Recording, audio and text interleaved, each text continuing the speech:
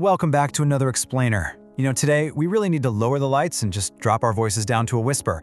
We're diving headfirst into the absolutely terrifying lore of Japan's most infamous schoolyard ghost. And we aren't just going to recount a spooky campfire story today. Oh no, we are going to completely dissect the legend of Hanako-san together to see exactly what makes her tick. We'll uncover the dark history, the profound cultural anxieties, and the sheer terror that birthed this incredible legend. Let's dive in. I want you to picture this. You're standing entirely alone in a cold, flickering school bathroom. The tiles are echoing every tiny movement you make. The smell of damp bleach is just hanging in the air. A single fluorescent bulb hums and buzzes overhead, casting these long, super unnatural shadows. It's the end of the day, the halls are dead quiet, and you are just staring at a closed wooden door. Would you actually have the courage to reach out, knock on the wood, and tempt fate? Because in Japan, this is not a hypothetical question. For generations of students, this is a genuine test of courage, a rite of passage that has left millions of kids absolutely paralyzed with fear.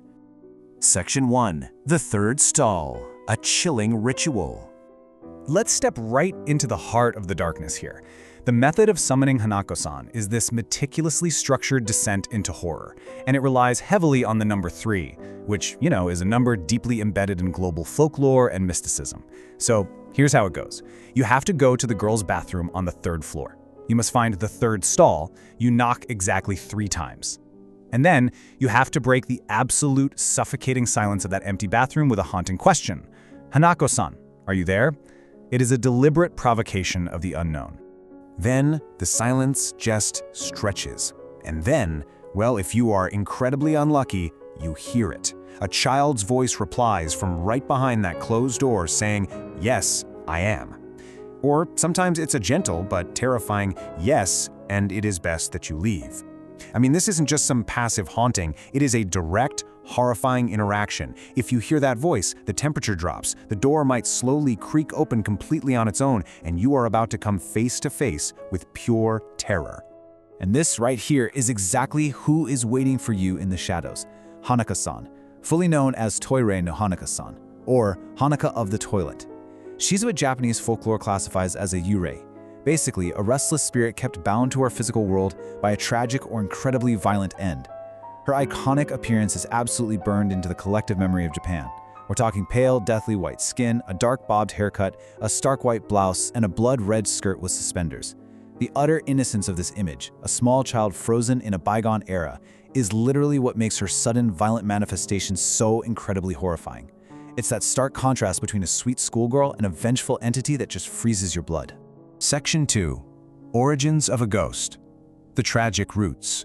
Now, to truly dissect this legend and understand why it sticks around, we have to look way past the bathroom door. Because Hanaka didn't just pop out of nowhere. Her origins are actually anchored in genuine, real-world horrors. The prevailing theories surrounding her violent death act as a dark mirror to historical traumas. First up, there's the World War II theory.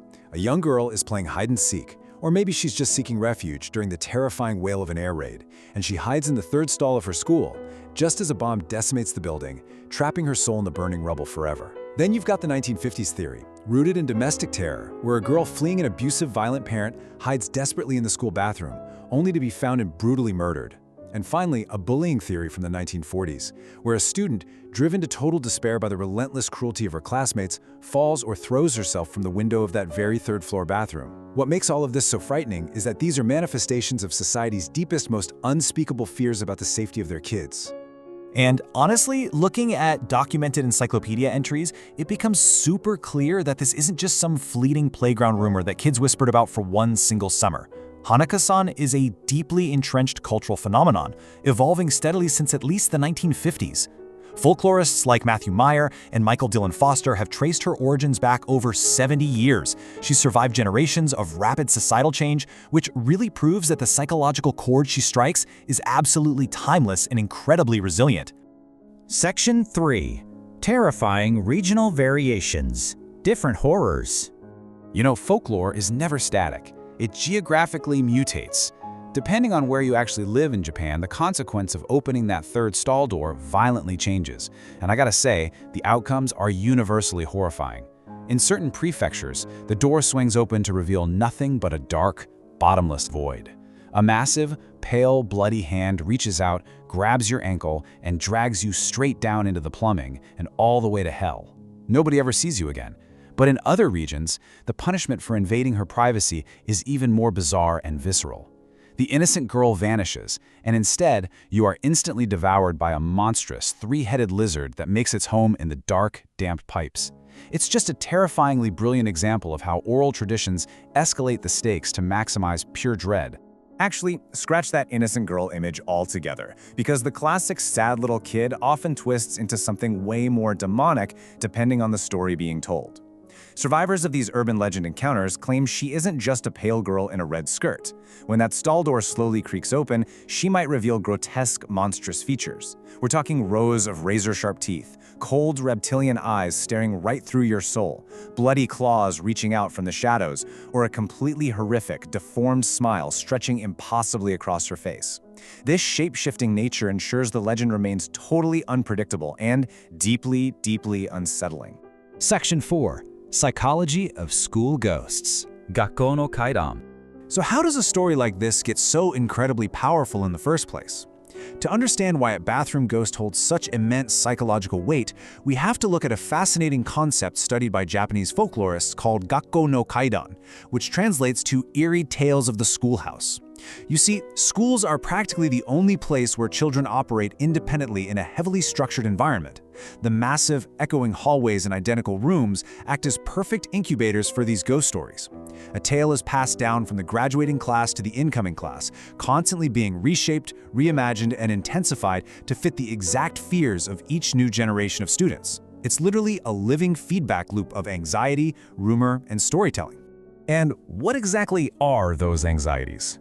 Well, folklorists brilliantly point out that Hanako's terrifying legend is a symbolic reflection of very real-world stress. Just think about the setting, the school bathroom. For young middle school girls, this is often the only private sanctuary to deal with the terrifying, confusing physical transitions of puberty and menstruation. It is absolutely no coincidence that Hanako's defining, inescapable visual feature is a blood-red skirt. Furthermore, consider the sociology of the Japanese school system.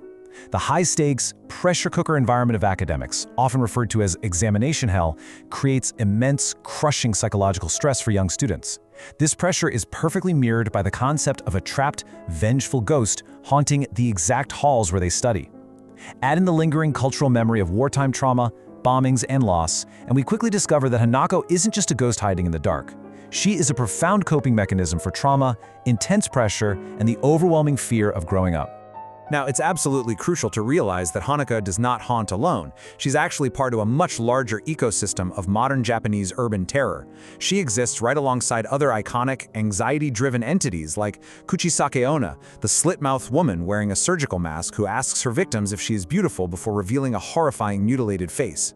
Just as Hanako represents the inescapable anxieties of the schoolyard and academic pressure, these other yokai represent the very real dangers of walking home alone in the dark or placing trust in strangers. Together, they form a vast modern mythology of caution and fear. Section 5. Pop Culture Phenomenon. A global sensation. A story this compelling and this deeply rooted in cultural psychology was honestly never going to stay trapped inside a school bathroom forever. By the 1990s, Hanako completely broke out of the third stall and exploded onto the big screen. She became the centerpiece of major hit horror movies in 1995 and 1998, terrifying entirely new audiences. But her evolution didn't stop at pure horror. She transitioned seamlessly into global pop culture. In the immensely popular anime and manga Toilet-Bound Hanako-kun, the legend is playfully flipped, portraying Hanako as a mischievous young boy protecting the school's supernatural balance. She's also popped up in massively successful video game franchises like Yokai Watch. She has seriously grown from a localized fear into an incredibly versatile cultural icon. As folklorist Michael Dillon Foster points out, since the 1990s, it has also been used in films, so it became part of popular culture, not just orally transmitted. This transition from a localized oral tradition, whispered nervously from ear to ear in the schoolyard, to a global pop culture sensation completely solidified her immortality. By locking her into film, manga, and video games, she stopped being just a local myth and became a permanent fixture of our global imagination.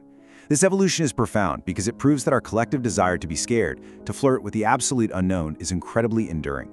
We actively seek out these stories. We package them, we consume them, and we pass them on. Because confronting a monster like Hanako through the safety of a screen or a comic book allows us to safely process the very real, very complex terrors of the world around us. So we've totally dissected the history, the deep sociology, and the massive pop culture dominance of Japan's most famous ghost. We know she represents our fears, our stress, and our history. We know the origins. But you know, logic only goes so far when the lights go out. So the next time you step into a quiet, seemingly empty public restroom, when you hear the echo of your own footsteps against the damn tile, and you slowly walk past that closed third stall, ask yourself, are you absolutely sure you're alone? Thanks for joining this explainer, and stay curious, even when it's terrifying.